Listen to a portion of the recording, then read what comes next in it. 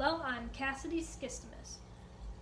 Almost every person in this hypothetical room has at some point owned a fish tank. But have you ever thought about what that fish tank is doing for you? Does it make you feel relaxed or happy or content? Many people suffer with depression and anxiety through college. An aquarium may be able to ease these feelings. I believe that everyone should at least try having an aquarium because I keep them and I really enjoy, and I want other people to be able to enjoy them as well. In this speech, I will explain to you the advantages and disadvantages of owning an aquarium. And then I will also try to persuade you to invest in one. The topics that will be covered in this speech are the expenses involved in owning a fish tank, as well as what makes a tank a good fit for you, health benefits, and also ongoing research. Now, fish tanks are not for everyone.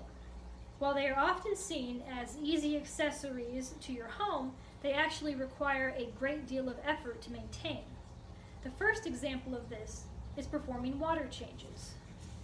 Many people just add water to their tank when it starts to look a bit low, but in all actuality, you need to be performing a water change at least once a week, if not more, depending on the size of your aquarium. This must be done to keep the ammonia cycle in check, which involves chemistry. So if you do not enjoy science or chemistry, then you probably should not get a fish tank because it's very involved in the hobby. Performing all of this maintenance also takes a lot of time. If you're too busy and can't find time in your schedule, then you probably shouldn't get a fish tank. Now, another aspect of fish keeping which is often overlooked by beginners is the cost. While there's a lot of equipment that is a one-time only buy, there are still a lot of expenses that you do need to consider. First off, you have to buy the aquarium. You have to buy the heater if it's required. Then you'll need to buy the filter and the filter media, as well as the substrate for your tank, the lights, the decorations, the water conditioner, the fish food, the medications, and of course the fish itself. The long-term expenses for this are electricity and water to run all of this equipment. The webpage article, Is a Fish the Right Pet for You? It states that the estimated cost for a 29-gallon aquarium is around $570 new. If you can't make that sort of investment, then you probably shouldn't be getting a fish tank. Now, there are those who argue that keeping fish is unethical and that these animals should be allowed to live their lives in the wild. And honestly, in some ways, I can agree with that. But that's considering many of the fish found in the pet stores are pulled directly from their native habitats and sold to the hobbyists. On the other hand, though, many fish in the hobby are bred in captivity and cannot survive in the wild. This can be seen in our goldfish, who now have been bred for aesthetics rather than functionality. So if you don't agree with these practices, then a tank probably isn't for you.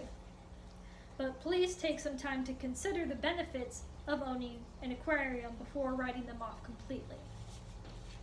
After hearing about all the requirements for owning a tank, you're probably thinking, why would I ever want to get into any of that?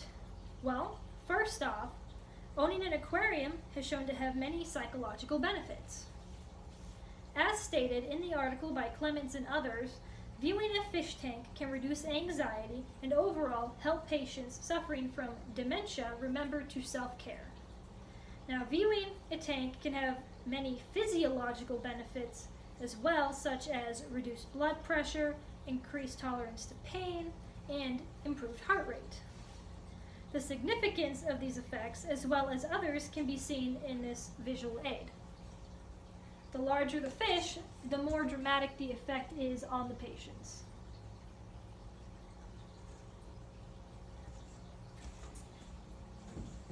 Aquariums can also be used to help with more serious illnesses. The report by Gadios says that scientists are doing research on how aquariums can help patients suffering from Alzheimer's disease. And they found that when aquariums were introduced, the patients ate more food and had fewer signs of distress, such as yelling, pacing, and aggression. This research could affect you or a loved one who's suffering from this illness. Another benefit of owning a fish tank is that it can be used for educational purposes. If you have a child or a younger sibling, it can be used to teach them how to care for animals, about responsibility, and teach them about the specific fish that you are keeping in that tank. Another benefit is that aquariums are beautiful additions to your home and are often a topic of conversation as long as that tank has been maintained.